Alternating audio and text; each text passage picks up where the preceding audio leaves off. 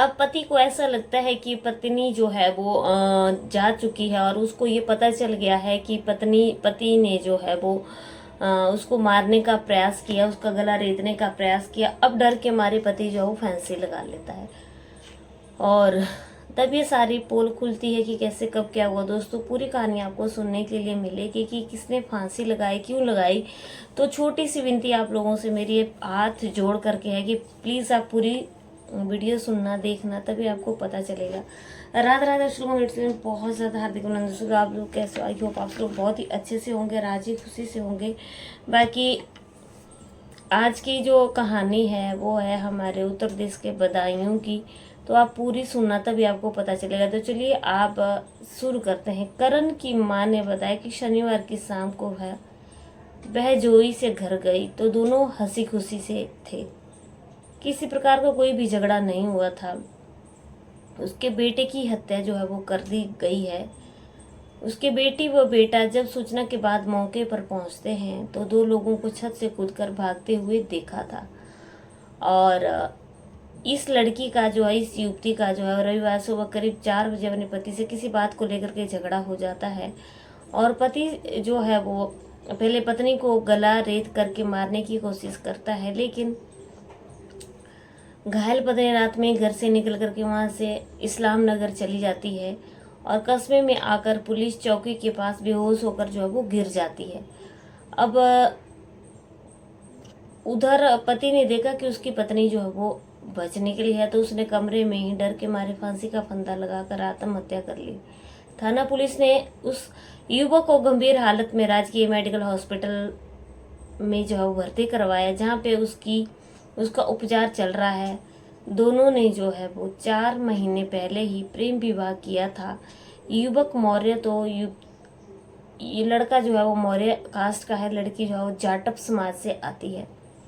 तो चलिए पूरी कहानी मैं आप लोगों को सुनाती हूँ। उत्तर प्रदेश के बदायूं के इस्लाम नगर थाना क्षेत्र लगता है एक, वहाँ पे गांव लगता है छितरपुरा।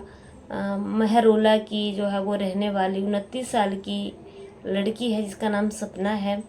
उसने करीब 11 साल पहले जो है वो उस जगह के एक लड़के से प्रेम विवाह किया, लव मैरिज करती है और उसके साथ बहजोई के मौर्य मोहल्ले में रहने लगती है।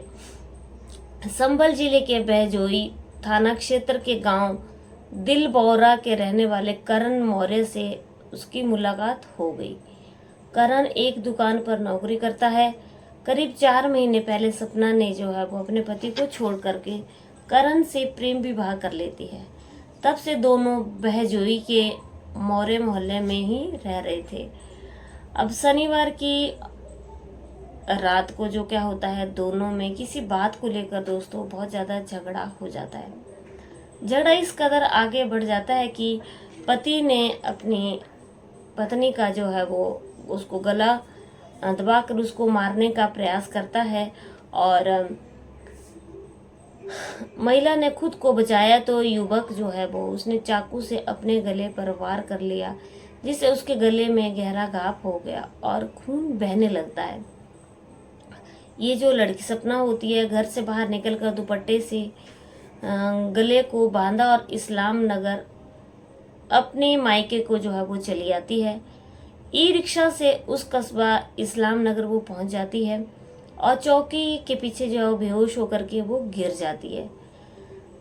उसके गले से खून बह रहा होता है।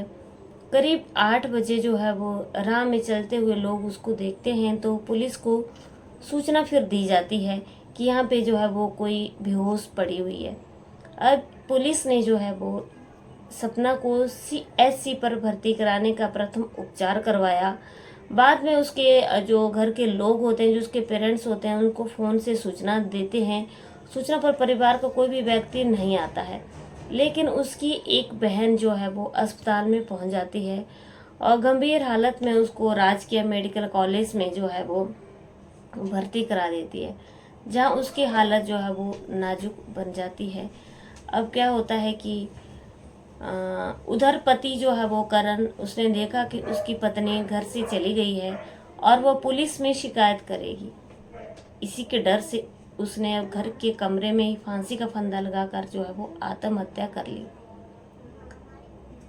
सुबह लोग आते हैं तो देखते हैं कि परिजनों को, फिर वो सूचना देते हैं, जिस पर गांव से करण के परिजन जो है वो आ जाते हैं। पुलिस ने करण के शव को पोस्टमार्टम के लिए भेज दिया है। वहीं सपना का उपचार जो है वो राजकीय मेडिकल कॉलेज बदायूं में जो है वो दोस्तों अभी चल रहा है। करण की मां बताती हैं कि शनिवार की शाम को वह बहजोई से घर गई, तो दोनों जो थे वो आपस में बहुत अच्छे तरीके से रह रहे थे, दोनों हंसी खुशी से थे, किसी प्रकार का आपस में कोई भी झगड़ा नहीं हो रहा था। उसके बेटे की जो है वो हत्या की गई है। माँ कह रही है कि उसके बेटे को मार दिया गया है। उसके बेटी व बेटा जब सूचना के बाद मौके पर पहुंचते हैं तो लोगों को छत से कूद कर भागते हुए देखते हैं। सपना जो है वो 11 साल किसी अन्य युवक के साथ रह रही है और उसने धमकी दी थी कि मौका मिला तो दोनों को जो है वो मैं मार दूंगा। यही वजह है कि वो माँ कहती है कि मेरे बेटे की हत्या हुई है और उसकी डेड बॉडी को फंदे के ऊपर जो है वो लटका दिया है और सपना को भी मारने का प्रयास किया जा रहा है। सच्चाई पुलिस की जांच के सामने आएगी और फिर पता चलेगा कि क्या होगा। पुलिस इंस्पेक्टर इस्लाम नगर नरेश पाल सिंह ने बताया कि ये लड़की जो है वो गंभीर हालत में मिली है, जिसको राजकीय मेडिकल कॉलेज में भर्ती करा दिया गया है। बहजोई में ये जो है वो ये घटना घटी हुई है। इसने सपना जो है वो प्रेम विवाह किया हुआ है। पति घर पर पति ने जो है वो खुद ही अपने घर पे जो है वो फांसी लगा करके आत्महत्या कर ली है, जिसकी जांच पड़ताल जो है वो बहजोई पुलिस जो है वो अच्छे तरीके से अभी कर रही है। अभी दोस्तों सपना जो है वो पूरी तरह से ठीक नहीं हो पाई है। वहीं पे जो करण है उसकी डेड बॉडी को पोस्टमार्टम के लिए भेज दिया गया है। लेकिन जो माँ बाप होते हैं, माँ बाप को बहुत ज़्यादा दुख होता है और माँ बाप जो हैं वो बोलते हैं कि उनके बेटे को मार करके फांसी के फंदे के ऊपर लटकाया है। फिलहाल करण जो है वो ये दुनिया छोड़ करके जा चुका है और सपना जो है वो अभी उसका उपचार चल रहा है। कहीं पर दोस्तों पत्नी को मारा जा रहा है, कहीं पर पति को मारा जा रहा है। न जाने समाज में कैसी कैसी घटनाएं, दुर्घटनाएं घट रही हैं, जिससे हर कोई इंसान जो है वो आहत है। किसी का किसी के साथ प्रेम प्रसंग कर रहा है, चल रहा है, तो कोई किसी के साथ भाग गया है।